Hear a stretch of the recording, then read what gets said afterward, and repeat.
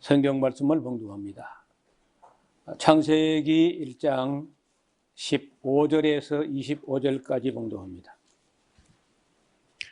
여호와 하나님이 그 사람을 이끌어 에덴 동산에 두사 그것을 다스리며 지키게 하시고, 여호와 하나님이 그 사람에게 명하여 가라사대 동산 각종 나무의 실과는 내가 임의로 먹되 선악을 알게 하는 나무의 실과는 먹지 말라. 내가 먹는 날에는 정령 죽으리라 하시니라. 여호와 하나님이 가라사대 사람의 독처하는 것이 좋지 못하니 내가 그를 위하여 돕는 배필을 지으리라 하시니라. 여호와 하나님이 흙으로 각종 들짐승과 공중의 각종 새를 지으시고 아담이 어떻게 이름을 짓나 보시려고 그것들을 그에게로 이끌어 이르시니 아담이 각 생물을 일컬는 바가 곧 그 이름이라. 아담이 모든 육축과 공중의 새와 들의 모든 짐승에게 이름을 주니라.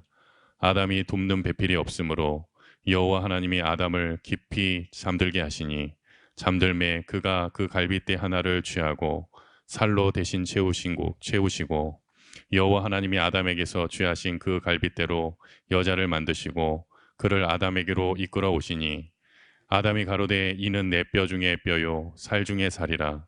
이것을 남자에게서 취하였은즉 여자라 칭하리라 하니라. 이러므로 남자가 부모를 떠나 그 아내와 연합하여 둘이 한 몸을 이룰지로다. 아담과 그 아내 두 사람이 벌거벗었으나 부끄러워 아니하니라. 아멘.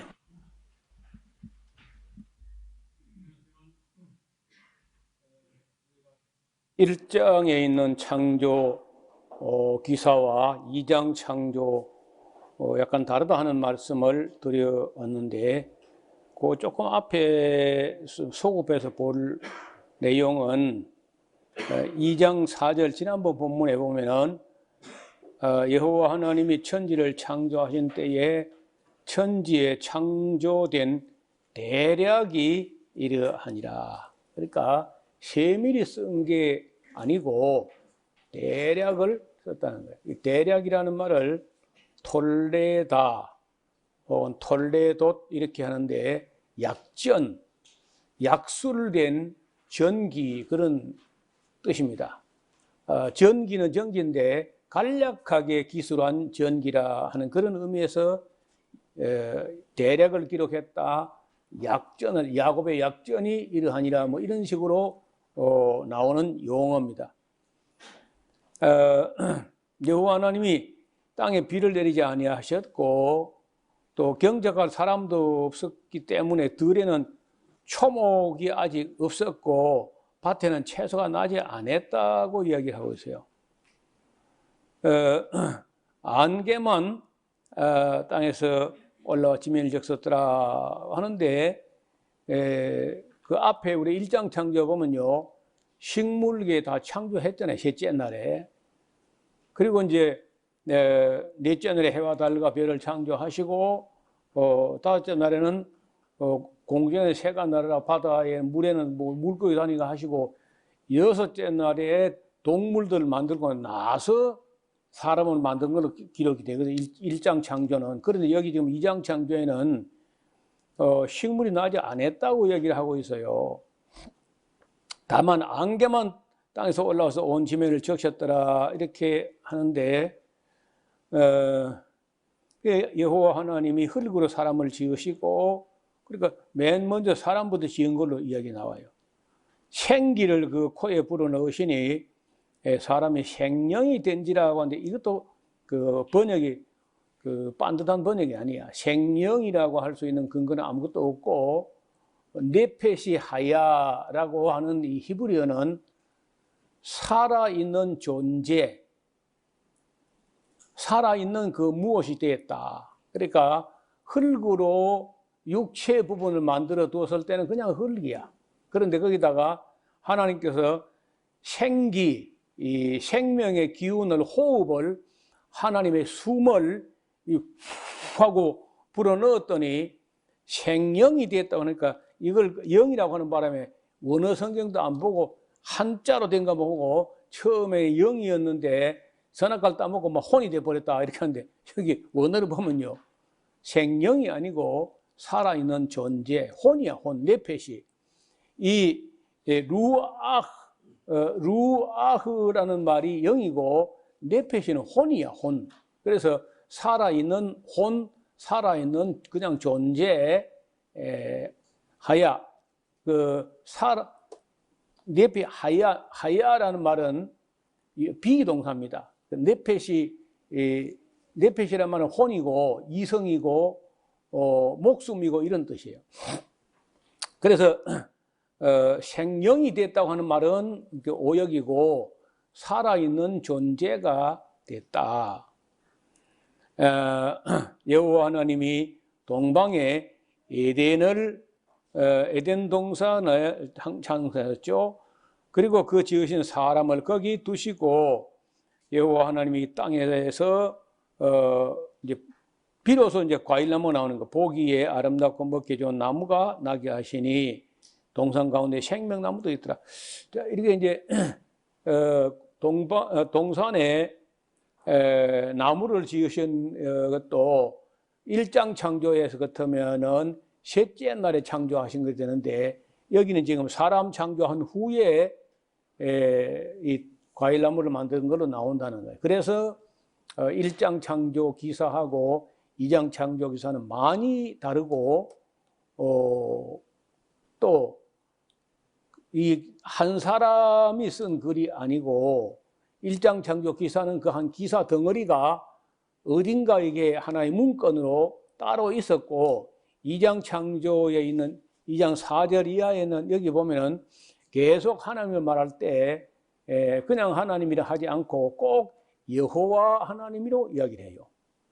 번번이 한 번도 안 빼고 여호와 하나님이라고 이렇게 하는 그런 차이가 있다는 거예요. 그래서 창조 기사가 두 가지 문건으로 전해지는 게 있었는데 아마 이 창세기 기자는 이제 방법이 두 가지죠. 두 가지, 세 가지인데 1장 창조 기사를 택할 것인가 2장 창조 기사를 택할 것인가 아니면 이 두 가지를 좀 섞어 믹스해 가지고 제3의 창조론 기사를 따로 쓸 것인가 아니면 이것도 안 버리고 저것도 안 버리고 순서를 어느 걸 앞에 놓느냐 뒤에 놓느냐 이것만 조정해 가지고 훼손하지 않고 있는 그대로 그냥 그대로 다 실을 것이냐 이 네 가지 길 중에 이 지금 현재 창세기 기자는 네 번째 그러니까 1장 창조 기사만 취하고 2장 버리는 것도 아니고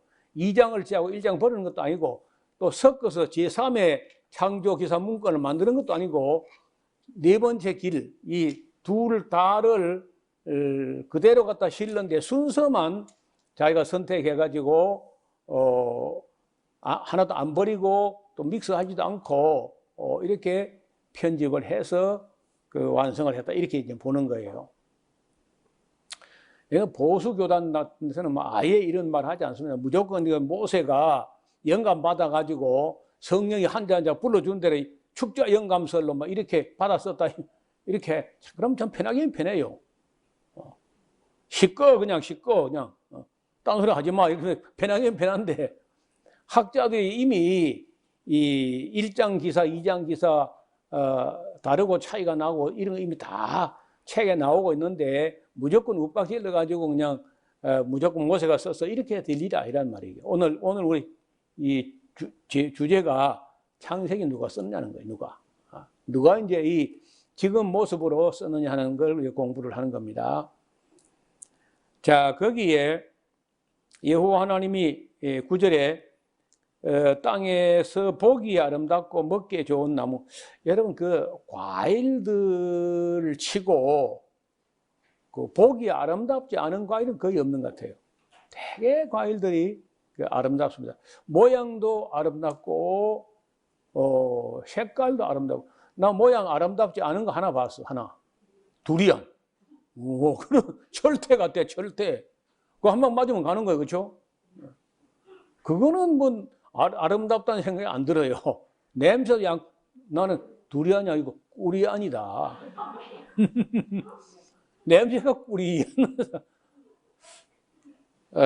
뭐 굳이 꼭 그런 걸 만들었는지 좀 이해가 안 돼요. 그래도 그 맛에 한번 빠진 사람은요, 인도네시아에서 공수해다 먹는다는 거야. 그걸 못 끊는다네.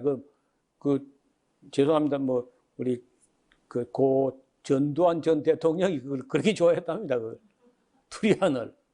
그래 어째 좀 사람이 좀 꾸리하더라고.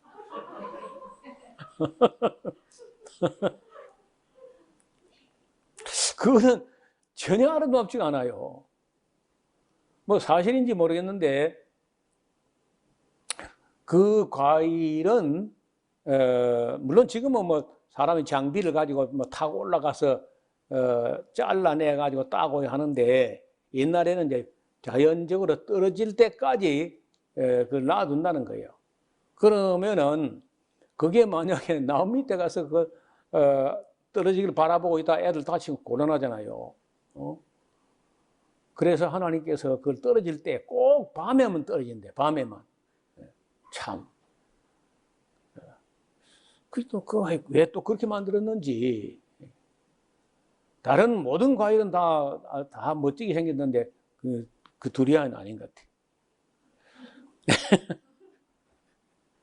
보기에 아름답고 먹기에 좋은 맛도 좋고 향기도 좋고 또 영양도 우리 몸에 참 필요한 것들이 들어있어서 저는 그래서 제가 이렇게 보니까 곡식도 물론 뭐 우리가 곡식 해야 뭐 주로 같으면 우리가 쌀 혹은 뭐 밀 이렇게 하는데 물론 뭐 저는 쌀밥 좋아하긴 해요. 해도 역시 늘 먹어도 물리지 않고 질리지 않는 게 과일 같습니다. 과일.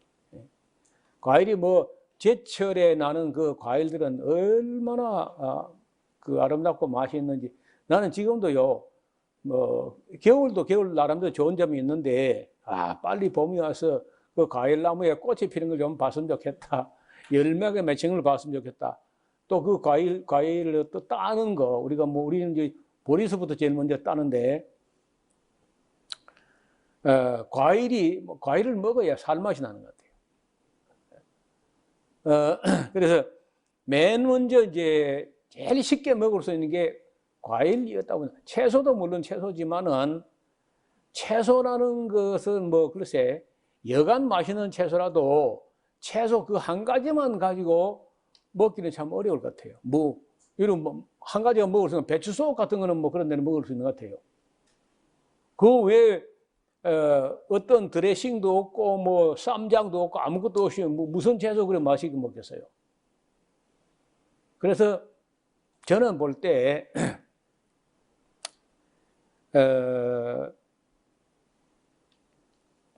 맨 처음 아담이 뭐 그냥 처음으로 먹고 한동안 일반적으로 먹을 수 있는 채소도 별로 아니고 거의 과일을 먹지 않았겠나. 뭐 과일 따가지고 뭐 그때 뭐 깎을 칼이나 있겠어요. 그냥 이리 닦으면 그냥 끝 그냥. 아니면 물에 뭐 씻거나 하면 끝이죠 뭐. 그때 공해도 없는 시대니까 뭐 씻을 것도 없어요. 그냥 따서 먹으면 되는 거예요. 우리가 옛날에 지리산에서 뭐 산에 가면 산포도가 있거든요. 머루 말고. 진짜 산포도가 있어요. 굵어요. 작은 포도 알만한데 그 맛의 진하기가 그건 대단합니다. 흔하지는 않지만은 그때만 해도 지리산이 이렇게 이제 나무가 우거지거나 이렇지 않고 이제 그 6.25 직후에 막 빨갱이 잠자고 산에 불을 질러 가지고 그 산포도나 산머루 이런 넝쿨이 막 굉장했어요. 그러니까 추석머리쯤에 가서 막 산에 가 따면은 한 바구니 따고 먹었거든요. 그리고 나무를 또 태워서 숯을 만들고 하기 때문에 숯굴 근방에 가면 숯거름이 돼가지고 딸기 나무가 막 이 엄지손가락만씩 한 개 올라와가지고 딸기가 참 맛있게 그렇게 열리고 침 넘어가네. 그리고 이제 가을 되면 추석머리 또 다래를 한 번 나가면 한 방울이씩 따와요. 이만한 바구니 한 방울이씩. 이건 이제 아랫목에다가 방에 그 군부를 뗀 뜨뜻한 방에 두면 여기 한 3, 4일, 4, 5일 뭐 지나면 이게 말랑해진데 그게 아주 달차하면서 그렇게 맛. 그거 뭐 씻을 것도 없어요. 산에 있는 거나 뭐 공해가 없으니까 그냥 과일들을 그렇게 먹어. 지금 생각하면 아마 어릴 때 그런 거 많이 먹은 게 그래도 건강에 참 좋았던 것 같아.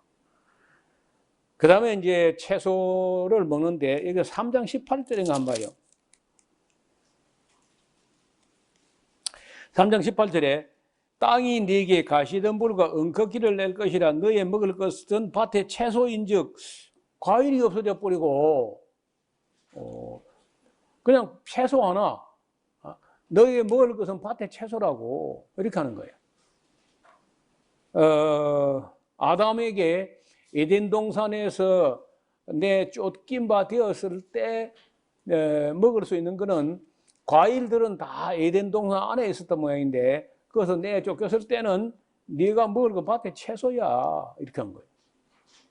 어떻든 곡식을 먹었다는 건 아마도 좀 지난 후에 곡식을 먹었던 것 같은데 이제 4장에 나오면 곡식 이야기 나오거든요. 그래서 우리가 이 초창기 창세기 내지는 에덴 동산에서부터 뭐 노아에 이르기까지의 뭐 대부분의 곡식은 그냥 과일이 제일 음식이고 둘째가 채소, 셋째가 곡식 정도 이렇게 되겠는데 하여간 여기 이제 2장 9절에 그 동산 가운데 생명나무가 있고 선악을 알게 한 나무도 있었더라. 거기 이제 하나님께서 먹지 말라고 한 과일이 생명나무 곁에 있는 선악과지요. 강이 흐르는데요. 10절에 강이 에덴에서 발원하여 동산을 적시고 거기서부터 갈라져서 네 근원이 되었는데 첫째 이름은 비손이라는 강이에요. 비손. 금이 있는 하윌라 온 땅으로 둘렸으며 또 그 땅의 금은 정금이요 그곳에는 베들리엄과 호마노도 있더라. 이거 보석 종류입니다. 둘째 강의 이름은 기혼이라 구스 온 땅에 둘렸고 셋째 강의 이름은 힛데겔이라 아수르 동편으로 흐르며 넷째 강의 이름은 유브라 되더라. 자, 이제 이 강이 에덴에서 강이 이렇게 네 방향으로 아마 흘러간 것 같은데, 자, 이리 봐요. 지금 사람들이 티그리스 강이 아수르 동편에 흐르니까 이게 그 티그리스가 힛데겔이 아니겠는가? 그 유브라데는 유브라데고 뭐 이렇게 이제 대체들 그 해석을 합니다. 그런데 저는 생각을 해볼 때 조금 달리 생각할 여지가 있는데 이게 무슨 얘기냐 하면은 아니 세상의 중심이 되는 동산이 그게 에덴 동산인데 거기서 발원한 강이 네 개 강이 흐르면은 아마도 네 방향으로 동서남북은 아니라 할지라도 비슷하게 엇비슷하게 나누어 가지고 네 방향으로 흘러가지 않겠나.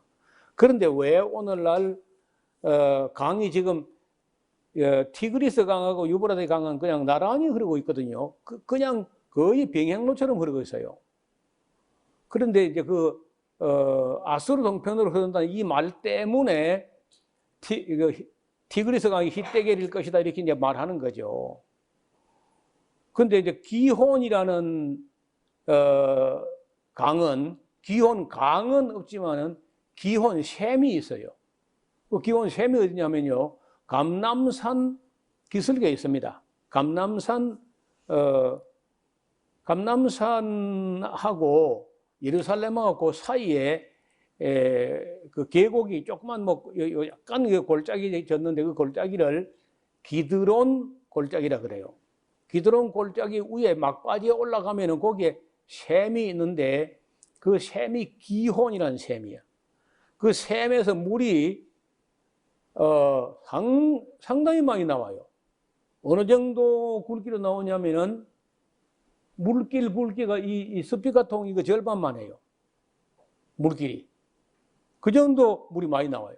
우리가 그 물이 사람 하나가 바위 틈새로 그 물을 끌어가지고 바위 틈을 쪼아내가지고 사람이 걸어서 통과해서 그 바위 틈이 길이가 한 700m쯤 되는데 거기서부터 히스기야 때 기온 샘에서 물길을 쭉 바위 틈으로 바위를 쪼아가지고 예루살렘 실로암 못으로 물이 나오게 해놨다고.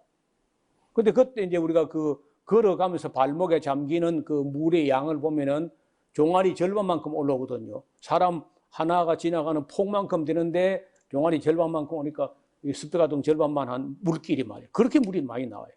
우리 한국에 뭐 물을 쫄쫄 나오는 이런 게 아닌 거예요. 엄청난 양이 나오는데 더 놀라운 것은 그 기온샘 위에 큰 산이 없어요.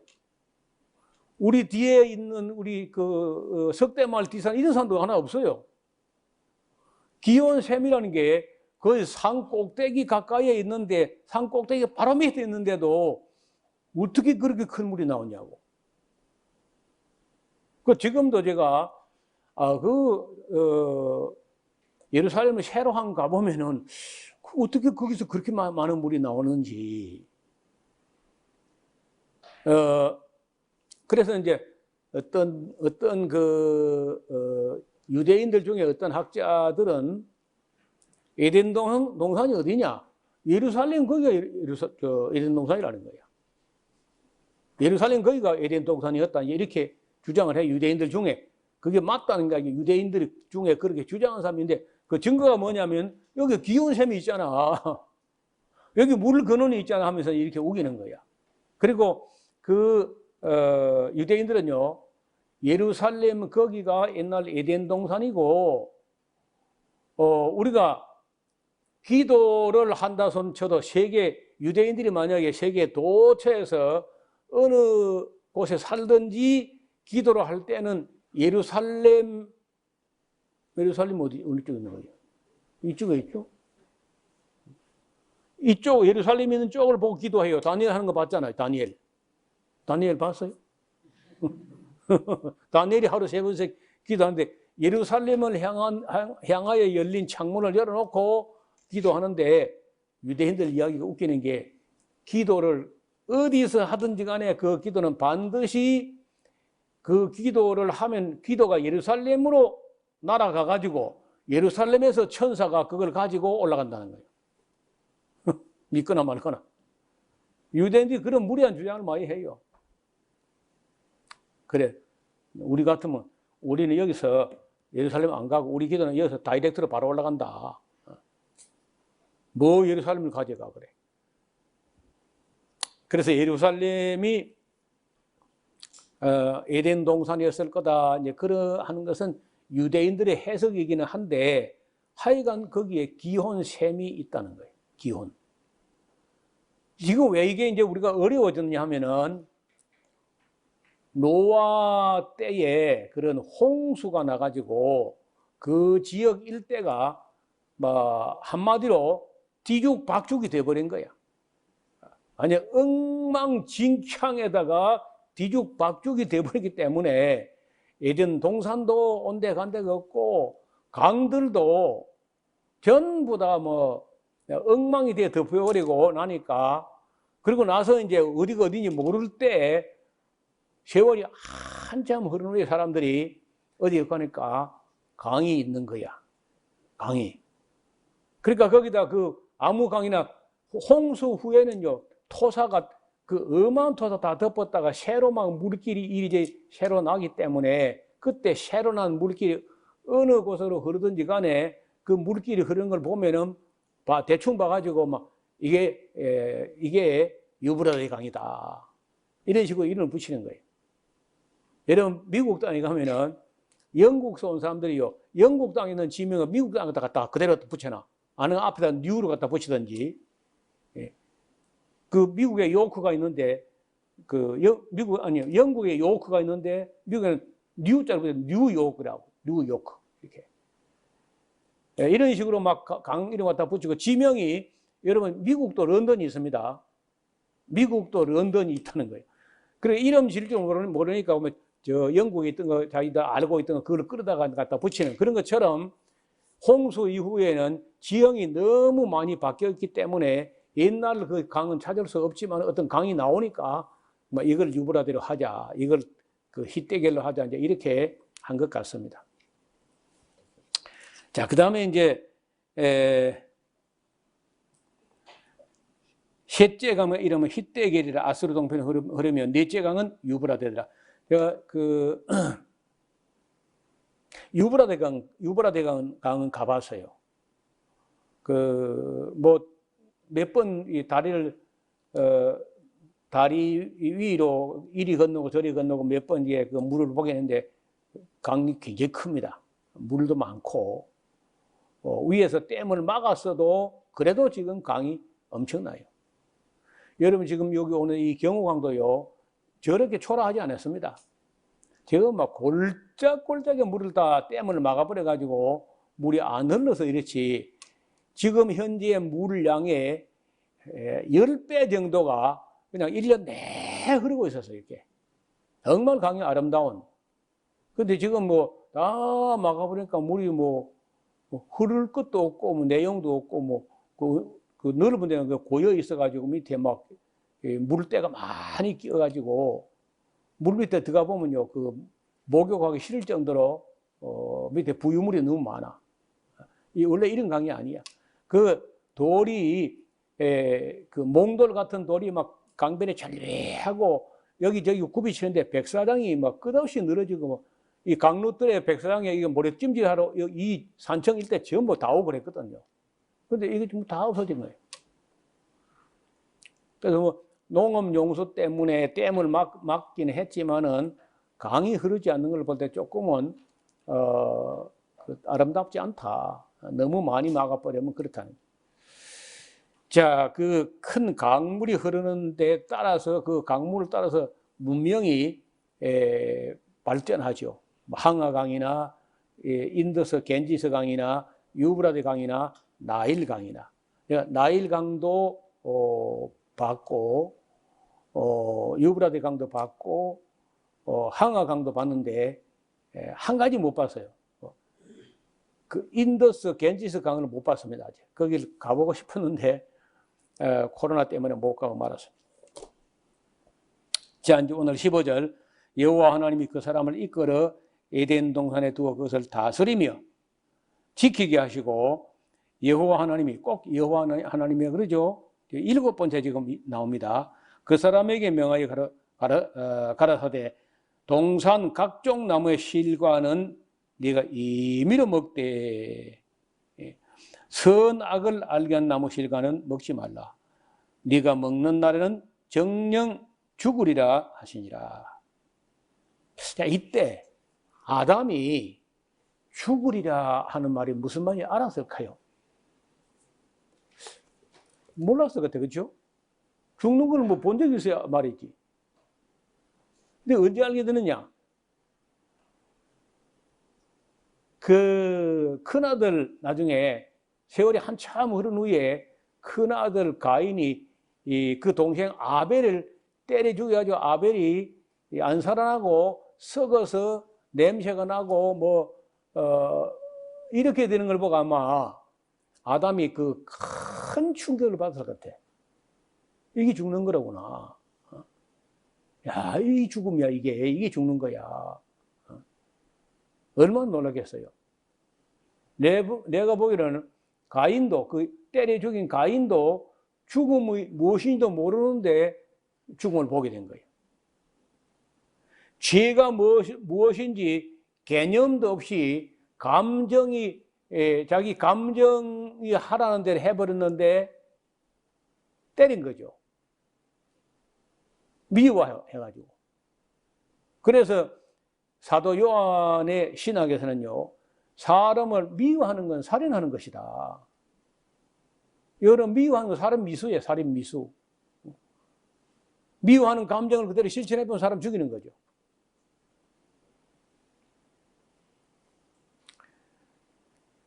제가 볼 때, 어릴 때 보면요, 동네에도 이제 못된 사람들이 있는 거야. 그 못된 사람이 많지는 않아도 한 동네 7, 80보 되면요 몇 사람이 있다니까. 한 동네 욕을 먹고 그런 사람이 있어요.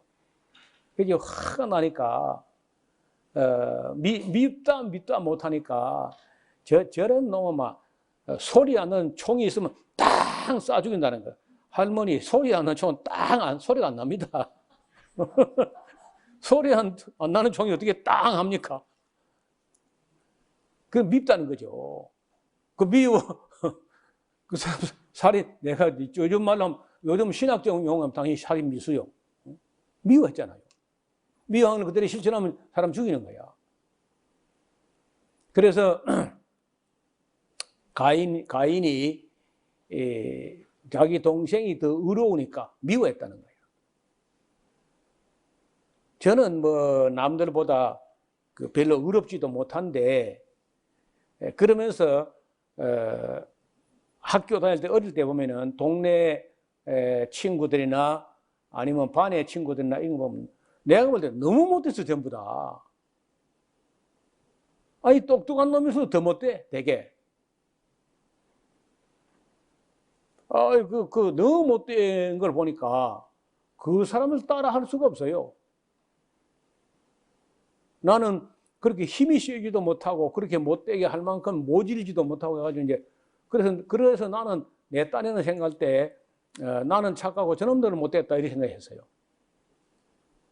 그래서 나는 착한 줄 알았다니까. 나중에 이제 예수님을 믿고 나서 보니까 나도 별로 착한 것도 아니고 다 죄인이고 55, 100번데 다른 사람들은 나쁘고 나만 착하다고 했던 그 사실도 교만이었다. 아무것도 아니었다. 그런 생각을 이제 늦게 하게 되었어요. 왜냐하면 군에 가도 진짜 못됐어요. 여러분 이 남자들은요 그 군에를 가보긴 가봐야 돼. 그 사람이 보입니다. 얼마나 못됐는지.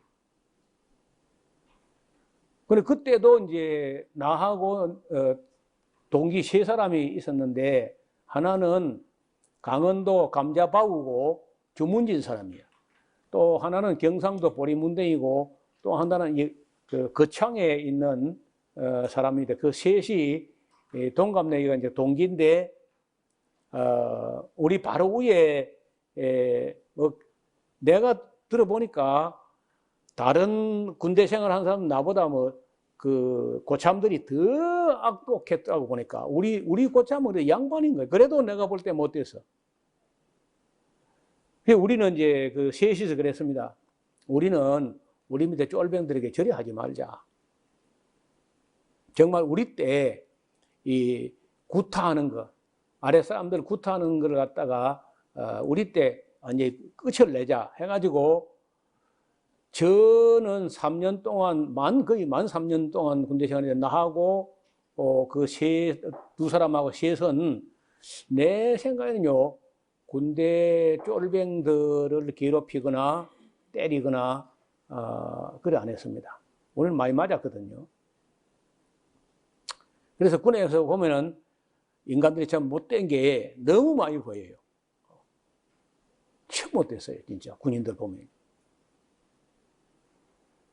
물론 이제 뭐 제멋대로 다 큰 놈들이 그리 안 하면 말 안 들어가지고 질서가 안 잡히는지 몰라요. 그 진짜 못된 사람도 있고 또 이제 하나님께서도 사람의 생각하는 것이 어려서부터 악함이라 이런 말이 나와요. 하나님께서 볼 때 사람이 생각하는 게 어려서부터 악하다는 거예요. 어려서부터 못된 게 있어요.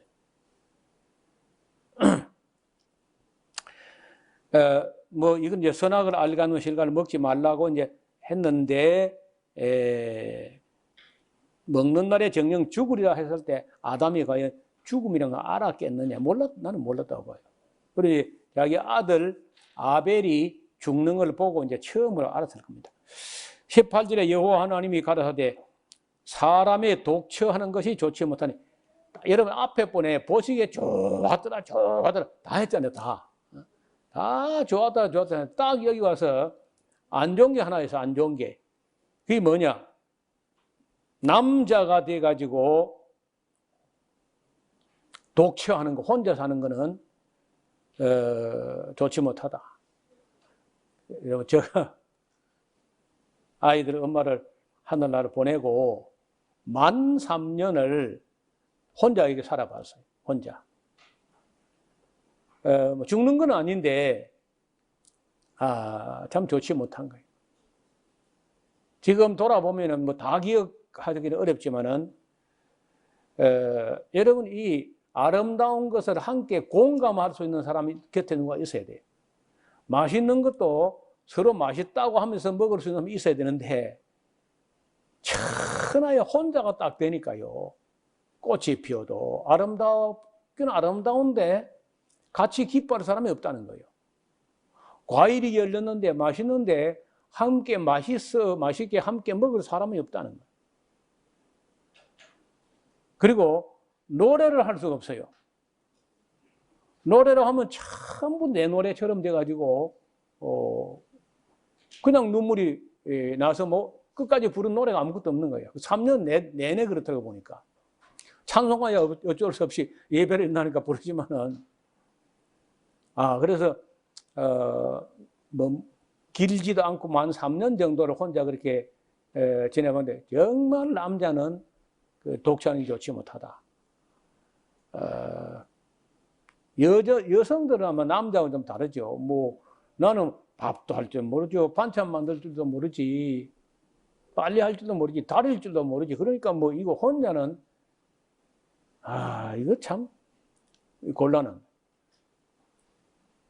영 늙어버렸으면 뭐 혼자도 뭐 어쩔 수 없지만 늙도 젊도 안 한 그런 때에 50대 후반에 60도 채 안 돼서 이렇게 혼자 딱 되니까 결혼도 안 한 딸이 셋씩이나 있는데 애기 엄마도 없이 내가 이거 어떻게 하는가. 앞이 보이지 않아. 뭐 어떻게 할 바를 모르 처음에. 그래서 여기 뭐 남자가 독창이 좋지 못하다 하는 말은 거의 3년 동안에 뼈에 사무치게 내가 체험을 했습니다. 그래서 이제 위하여 내가 그를 위하여 돕는 배필을 지으리라. 저는 볼 때 예나 지금이나 여성들이 뭐 사회에 진출한 이제 막을 수도 없고 돌이킬 수도 없고 피할 수도 없고 이제 하지만은 그래도 어느 정도만이라도 남편의 수입이라든지 이런 게 되면은 아내는 그냥 돕는 배필로 따로 직장이나 뭐 이런 자기 성취 동기나 이런 거 없이 남편을 돕는 그런 배필로 있는 그런 사회가 제일 아름다운 사회다. 남자는 남자대로 따로 벌고 여자는 여자대로 또 같이 돈 벌고 맞벌이하고 맞서고 뭐 이렇게 돼 가지고 애도 낳을 수도 없고 기를 수도 없고 뭐 이렇게 되는 사회, 이거는 결코 바람직한 사회가 아니라고 봐요. 물론 뭐 그렇다고 이슬람권처럼 여자는 뭐 운전도 못하고 뭐 학교도 못 가고 뭐 이게 곤란하지만은 그런데 그게 다 안 되는 것 같아요. 여성들이고 뭐 이거 자유화가 되고 여건이 신장되고 하면은 별 수 없이 남녀 평등하다 하면서 꼭 같이 그저 사회 와서 돈 벌고 뭐 애기 안 낳고 애기 안 기르고 뭐 이렇게 자꾸 가면은 그 사회는 지금 한국 사회처럼 안 될 수가 없어요. 다른 나라도 우리만큼 잘 살게 되면요 별 수 없이 우리처럼 됩니다. 그 어쩔 수 없는 것 같아요. 그래서 그런 면에서 보면은 이 잘 살게 해주는 거 이게 참 마냥 좋아만 할 일이 아니다. 제가 볼 때 5,000불, 3,000불, 5,000불 정도 되는 사회에서는요 남편 혼자 벌어갖고도 자녀들 대학 보내고 이렇게 했던 것 같아요. 그런데 2만 불, 3만 불, 4만 불, 5만 불 내다보고 있는 시대는요 이 상황이 더 어려워졌어, 어떻게. 혼자 벌이하는 사람들은 상당히 어려운 것 같아요, 보니까. 자, 돕는 배필을 지으리라 하시니라. 여호와 하나님이 흙으로 각종 들짐승과 공중의 각종 새를 지으시고 아담이 어떻게 이름을 짓나 보시려고 그것들을 그에게로 이끌어 이르시니 아담이 그 각 생물을 일컬는 바가 그 이름이라. 자, 이 이름 짓는 거요. 저는 원래 요즘 뭐 그렇게 많지 않지만은 제가 방송을 하고 이렇게 할 때 성경 강좌를 계속하고 할 때는요. 1년에 몇 번씩이나 누구 이름을 지어줘야 되는 그 이름 장명 부탁을 많이 받아요. 그래서 제가 이름 지어준 사람 들어 있습니다. 요즘 저 안 나오고 인터넷 예배를 드렸는데 명훈이, 이 명훈이라는 그 이름도 제가 지어준 이름이에요. 그 외에도 뭐 꽤 여러 사람이 이름을 지어주고 했는데 이름을 짓는다는 것은 사람 이름이야 뭐 그렇다고 손쳐도 어떤 생물체가 있는데 그리고 한두 가지가 아니잖아요. 그 많은 동물들, 그 많은 새들, 그 많은 어류들 이런 거 보면은 그 이름 짓는다는 건 결코 쉬운 일 아니야. 또 그 존재의 의미와 가치와 성품과 여러 가지를 또 알아서 거기에 맞는 이름이 붙여져야 되거든요. 코끼리는 확실히 코끼리 같아, 그죠? 코가 크잖아. 그 소는요, 아무리 봐도 소야. 개는 언제 봐도 개고, 돼지는 확실히 돼지야, 그렇죠? 제비는 뭐, 누가 봐도 제비 같죠? 호랑이하고 산삼은 처음 봐도 안답니다. 알아본데 처음 봐도. 호랑이를 보고 저게 무엇이더라, 이래 안 한다는 거야. 딱 보면 호랑이다, 이래 한다는 거야. 산삼도 보고 이게 뭔지 몰라가지고, 그래 안 하고, 딱 보자마자 신봤다 한다는 거예요. 그런지 잘 모르겠어요. 그래서 어떻든 아담이 그 많은 동물들, 생물들 이름을 지었다는데 그것만 해도 아담은 대단한 능력이었다. 이렇게 봅니다.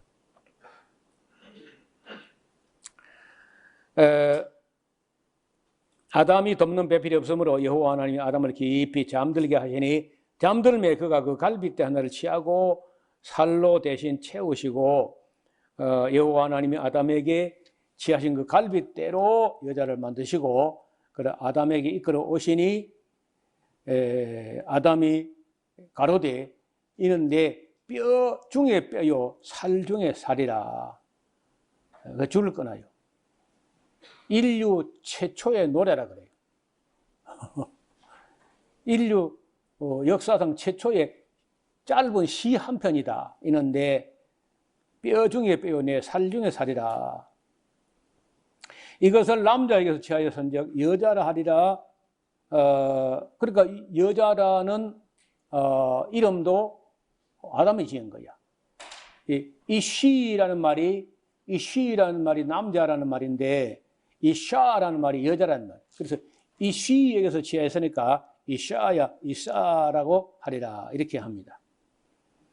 그리고 이러므로 남자가 부모를 떠나 그 아내와 연합하여 둘이 한 몸을 이룰지로다.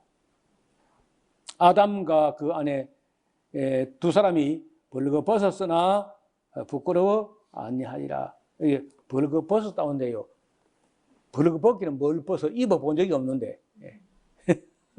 그렇죠. 안 입은 거지. 아무것도 안 입었으나 부끄러워 안 했다. 이렇게 말해야지.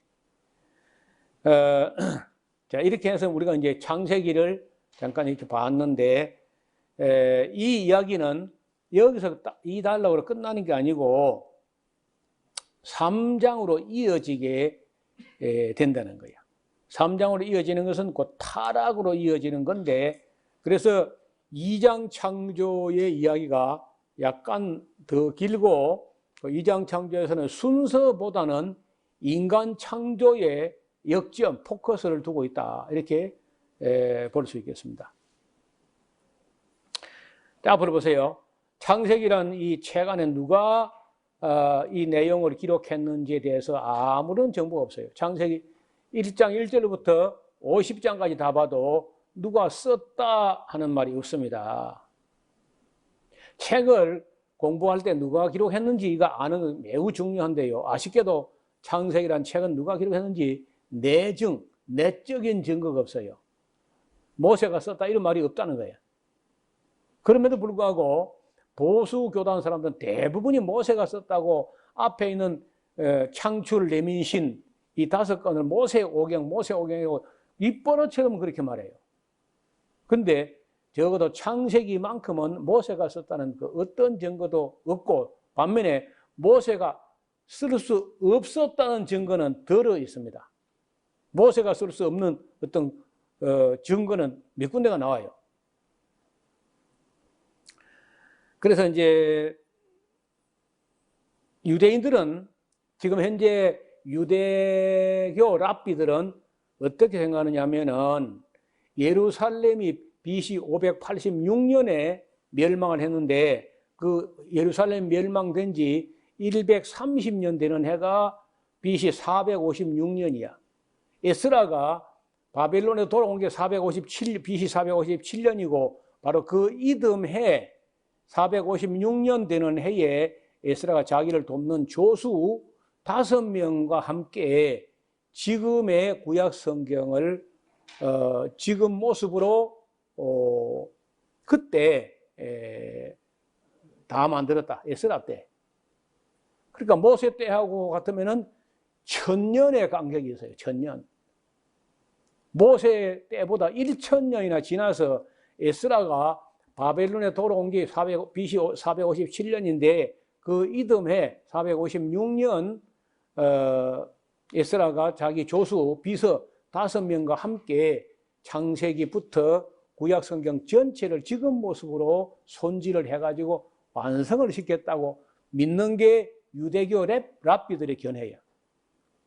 우리 기독교는 유대교가 뭐라 하든지 말든지 간에 우리 기독교는 따로 또 알아보려고 하는 그런 입장이죠.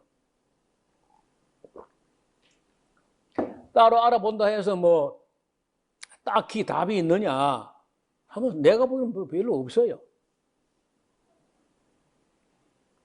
근데 놀라운 것 하나가 창세기를 기록하는 그 문체나 말라기를 기록한 문체나 문법이 동시대 문법이라는 거예요. 만약에 예나 지금이나 1000년에 걸쳐서 어떤 책을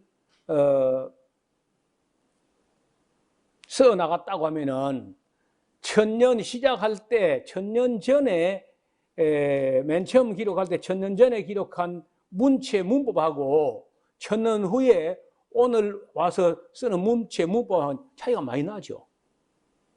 그런데 지금 창세기부터 말라기까지는 거의 다 문법적으로 문체가 다 동시대 문법으로 기록됐다는 거예요. 또 한 가지, 자 여러분 아시는 대로 아브라함이라는 사람은 언어에 있어서 상당히 좀 여러 가지 언어를 구사했지 않겠나. 갈대 우르에서 그 인생을 한 60세까지를 살았으니까 갈대 언어는 뭐 능통했을 것이고, 그러면 하란 쪽은 언어가 조금 달랐을 텐데 거기도 뭐 자기 고향 언어니까 거기서도 한 10년 넘어 살았다고 보면은 10년이 15년. 그러면 이제 하란 언어도 하고 가나안 땅에 또 이제 좀 살았잖아요. 세겜 모래 상술나무 밑에라든지 아니면은 그 헤브론이라든지 브엘세바 이런 쪽에 아브라함이 살았기 때문에 그 가나안 방언도 어느 정도 했다는 거예요. 그리고 이제 아브라함 자손 중에 이삭이 뭐 지금 현재 히브리어 문법이라고 하는 것은 아람어하고 비슷한 것이지만 많이 차이가 나거든요. 아람어하고는. 글자도 다르고. 아람어에 비해서는 히브리어는 글자가 많이 다듬어졌어요. 아람어는 팔레스타인부터 해가지고 바벨론까지 다 통용되는 당시에 헬라어 이전에는요, 아람어가 제일 큰 언어야. 시리아 언어. 그런데도 그러면은 그 시리아 언어를 가지고 아브라함이 뭐 시리아 언어, 아람어를 다 했을 거 봐요. 그러니까 적어도 뭐 갈대어 언어, 아람어, 하란 언어, 가나안 방언 뭐 이런 거 거의 아브라함이 다 구사했을 걸로 보는데, 문제는 히브리 문자가 언제 정비되었으며, 히브리 문자, 그다음에 히브리어 문법, 이게 아브라함이 한 같지는 않거든요. 그래 아브라함이 아는 걸 이삭이 했겠나? 이삭도 내가 볼 때 못했다고 봐요. 그 야곱이 뭐 히브리 문법을 정비했다 그런 흔적이 없어요. 그러면은 애굽에 가가지고 그러면 가나안 땅에 살던 사람이 애굽 가서 애굽 언어 배우기에 급급하지. 그 가서 히브리어 문법 따로 만들어내는 그런 어떤 아무 흔적이 없어요. 따라서 만약에 모세가 시내산에 올라가서 십계명을 받아왔다는데 돌판 지금 없거든 실제요. 그 돌판에 십계명을 새겨왔다는데 오늘 그 판은 없는 거야. 그래서 이제 유대인들은 또 뭐라고 무리한 주장하느냐? 히브리어 문법이 하늘의 언어고, 히브리어 문자가 하늘 문자고, 하나님은 히브리어로 십계명을 써줬고 우리가 천국 가면 히브리어 쓴다. 내가 유대인들 별로 안 좋아하는 게 무리한 주장을 많이 해. 자기 중심적으로 무리한 주장을 많이 하기 때문에 저는 유대인들 별로 안 좋아하는 편인데, 어떻든 그럼 모세가 40일 동안에 올라가서 히브리어 문법 연구해 왔을까? 아니면 모세가 40년간 광야 생활하면서 히브리어 문법을 세종대왕처럼 이렇게 만들었을까? 아직 학자들이 이거 아무도 연구를 안 했어. 내가 장신대 총장을 지내고 구약신학 박사학위를 가진 분에게도 물어봤는데 자기도 뭐 확실히 딱히 뭐라고 하더라고. 그러면 이제 본격적으로 유대인들이 문서 활동을 하기 시작한 지가 언제냐면 그 다윗 시대야. 다윗 시대. 그 다윗 시대 이후에 이 구전으로 무슨 문자로 어떤 문자로 처음에 자료가 기록되어 왔는지는 모르지만은 히스기야, 다윗 시대부터 히스기야 시대 그 어간에 꽤 많은 문서들이, 히브리어 문서들이 만들어집니다. 그때 이제 어떤 창조기사 문건이 아까 1장 창조기사, 2장 창조기사 이런 기사 문건들이 따로 이렇게 만들어져 가지고 전달되다가 놀라운 것은 그런 문건들이 바벨론 포로 잡혀 예루살렘 멸망하고 바벨론 포로 잡혀갈 때 그런 문건들이 바벨론 포로된 그 사람들이 손에 있었기 때문에 나중에 100 몇십 년 지나서 130년이 지나서 예루살렘 멸망 130년이 지나서 에스라가 구약 성경이나 성경을 기록하려고 할 때 바벨론 포로 잡혀갔다가 돌아온 그 사람들 손에 오늘날 구약 성경을 기록할 수 있는 자료들이 문건들이 많이 보존되어 있었다는 거죠. 그래서 여기 이제 그 문건들이 어떤 문건들이 있었는지를 조금 정리를 해보면은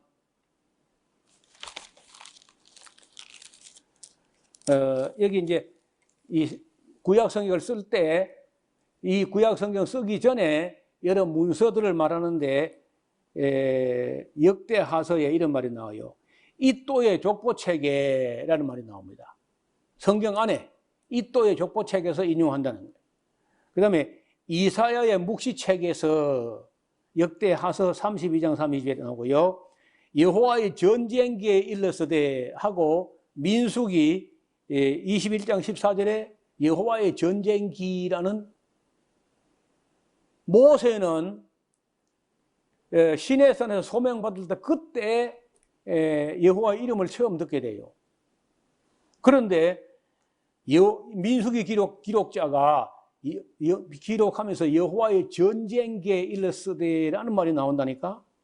여호수아서 10장 13절에 야살의 책에 이르기를, 야살의 책. 야살의 책이란 책이 있어가지고 여호수아서보다 먼저 있었기 때문에 거기서 인용한다는 거예요. 또 열왕기 상서 11장에는요 솔로몬 행장에 일렀으되, 솔로몬 행장이라는 책이 있다는 거예요. 역대하서 33장에는요 호세 사기에 일렀으되, 이런 말이 또 있고, 역대하서 13장 22절에 이또의 주석책에 일렀으되, 이또의 책이 있고 이또의 책을 해석을 한 주석책까지 있었다는 거예요. 역대하서 기록할 때.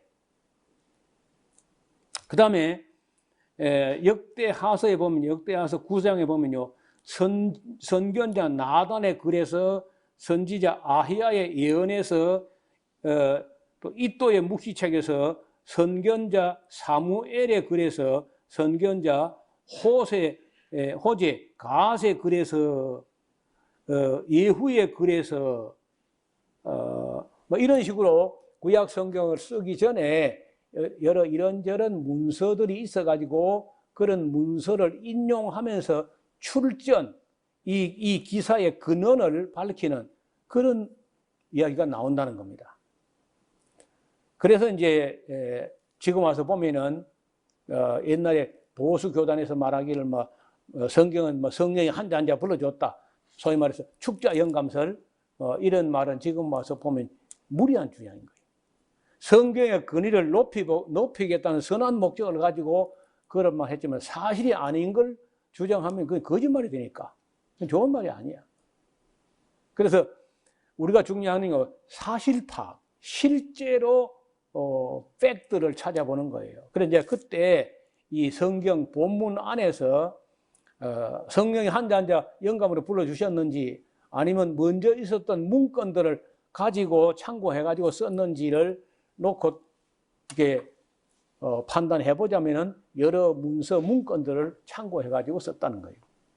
그래서 그 쓴 거는 에스라 때 지금 모습으로 썼다고 하는 게 유대 랍비들의 견해인데, 저는 이걸 배제하기가 어렵다는 거예요. 왜냐하면 우리가 딱히 다른 뭐 대안이 있으면 좋겠는데 없어요. 창세기 14장 한번 펴보세요.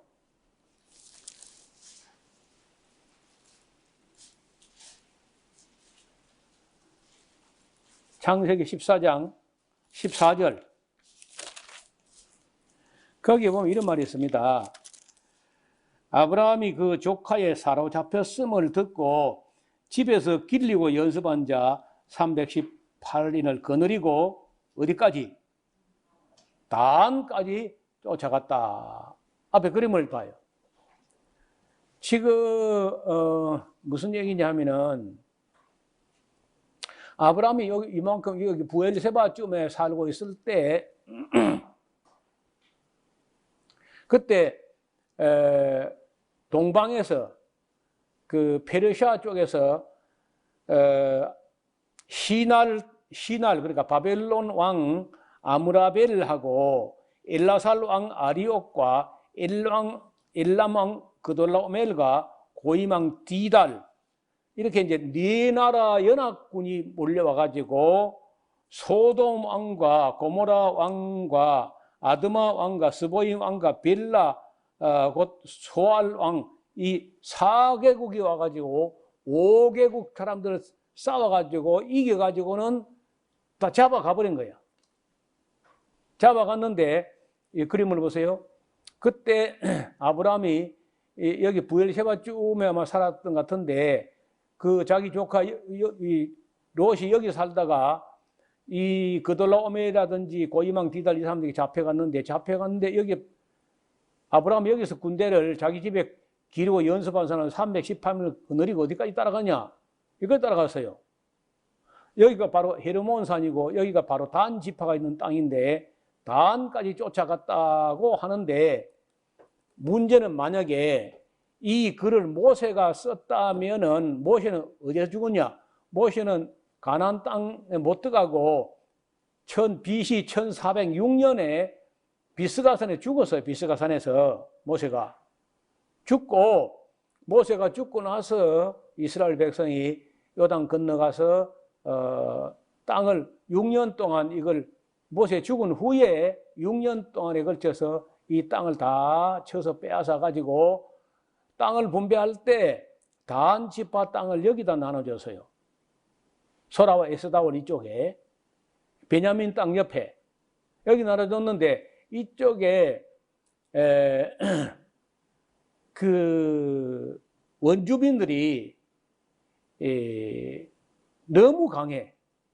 아모리 족속들이 너무 힘들게 하니까 좀 평화로운 땅이 없는가 하고 땅을 찾아 나서는데, 이 땅을 찾아 나섰을 때가 모세가 죽은 후에 한 300년이나 200년이나 지난 후에 다한 지파 사람들이 여기서 못 견뎌 가지고 아모리 족속 때문에 저 위로 찾아 올라 가지고 여기 라이스란 땅에 가지고 그 라이스 원주민을 쫓아내 버리고 이 땅을 빼앗아서 단이라고 이름을 지었어요. 그러면 여기 헤르몬산 기슭에 아브라함이 따라갔던 지명을 단까지라는 말을 쓰려고 하면은 모세가 여기서 죽으면 안 되고 300년 더 살아야 돼요. 무슨 말이 해야 됩니까? 그러니까 단까지 쫓아갔다는 말을 모세라면 쓸 수 없는 거예요. 단이 아니거든요. 여기는 옛날 이름은 라이스야. 단이라 여기 이름을 단이라고 이름 붙인 거는 모세 죽고 나서 사사시대를 지나가지고 사사시대 말기에 단 지파가 저리 올라가가지고 이제 모세 죽은 후에 300년 후에 이게 단이 올라갔기 때문에 모세가 이 말을 도무지 쓸 수 없는 말이라는 거예요. 이해가 됐어요? 그러니까 이런 것들이 이제 모세가 쓸 수 없다는 겁니다. 창세기를. 모세가 쓰면 이래 쓸 수가 없어요. 또 그 다음에 창세기 36장을 한번 해봐요. 창세기 36장 거기를 보면은 36장 31절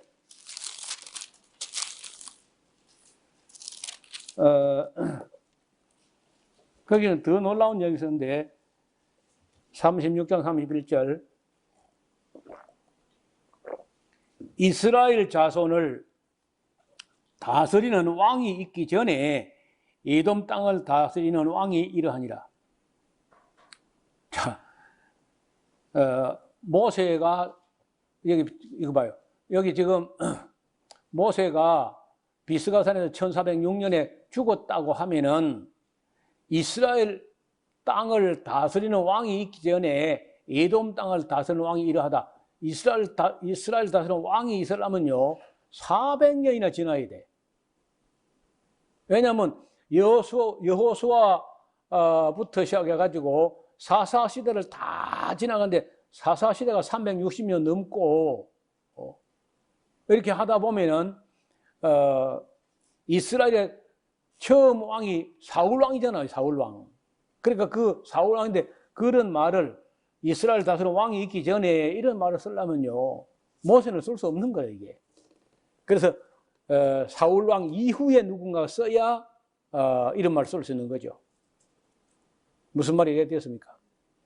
자, 이런 문법 비평, 이런 걸 이게 문법적인 비평이라고 하는데 편집 비평 혹은 문법으로 비평을 해볼 때 누가 썼는지를 가늠하는데 정밀하게 이런 한 구절 한 구절 보다 보면은 모세가 쓸 수 있는 책이 아니다 하는 게 이제 금방 나오고, 또 모세 때는 이런 히브리 문법도 구축이 되지 않았고, 또 만약에 창세기를 모세가 썼다면은 에스라 때하고 모세 때하고는 1000년 간격이기 때문에 문체나 문법에 있어서 많은 차이가 있는데 창세기부터 말라기까지가 다 한 동시대의 문법으로 문체로 써졌다는 것 때문에 모세의 저작서라는 것은 어느 정도 좀 진보적이고 학문적인 그런 교단에서는 아무도 모세오경이라는 말을 하지 않습니다.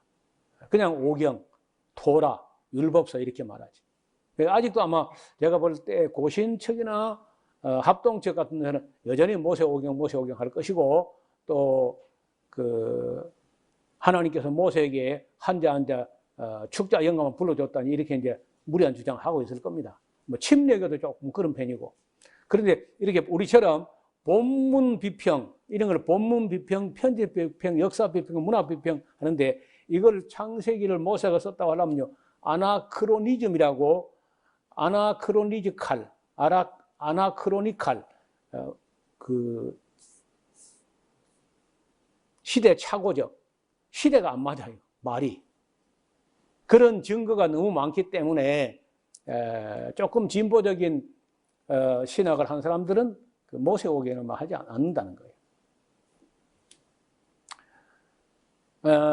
오늘은 뭐 시간이 또 많이 가서 이 정도 하고 다음 시간에 우리가 선악과를 왜 만들었을까 하는 거 상당히 중요하잖아요.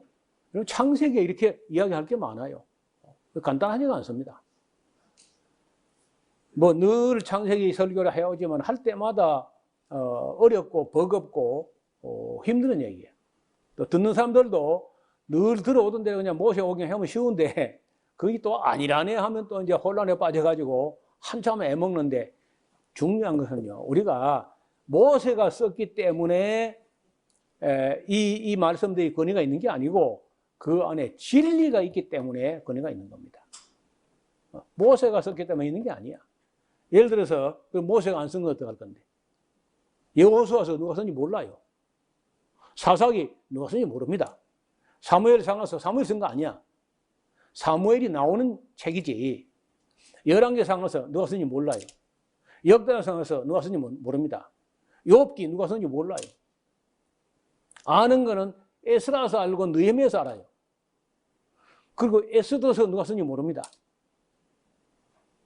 그 외에 예언서는 이제 대개 우리가 뭐 그 이름이 붙은 그 사람들이 예언자가 썼을 거다 이렇게 보는데 그래도 지금도 다니엘서 같은 경우에는 저는 뭐 다니엘이 썼다고 믿는데 대부분의 진보적인 학자들은 다니엘서만큼은 다니엘이 쓴 게 아니다 이렇게 합니다. 우리 교단 신학자들은 막 거의 다 그렇게 할 거예요.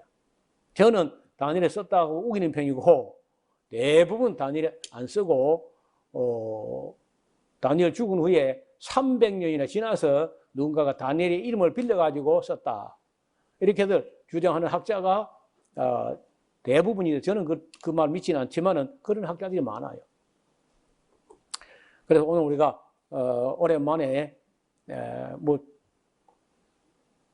거의 5년, 4년 만에 이제 창세기 저자에 대한 이야기를 하게 되는데 여러분도 뭐 그런 면에서 제가 보는 그런 안목이나 그런 관점으로 생각을 하고 모세가 썼기 때문에 권위가 있는 게 아니라 그 안에 진리가 있기 때문에 권위가 있다. 이렇게 인식했으면 좋겠습니다. 하나님 아버지, 오늘은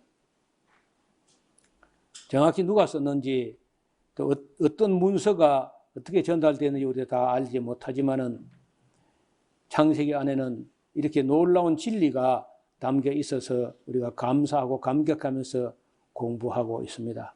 아버지 하나님, 누가 썼는지 알지 못하지만은 이 안에서 말씀하시고자 하는 하나님의 뜻을 다 올바르게 헤아릴 수 있는 우리 모두가 되게 하여 주옵소서. 예수님 이름으로 기도드리옵나이다. 아멘.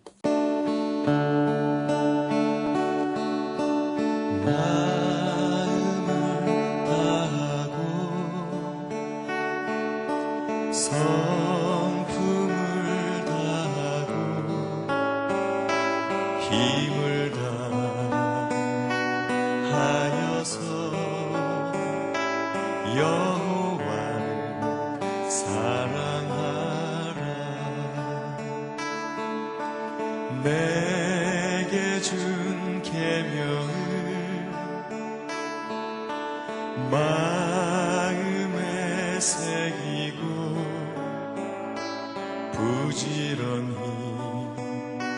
부지런히 이웃에게 전하여라.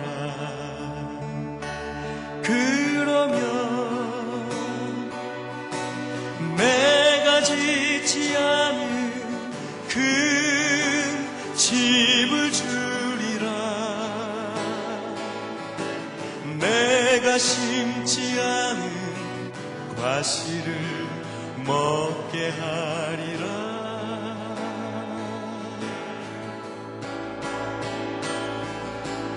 그러나 한 가지 잊지는 말아라. 죄인된 우리를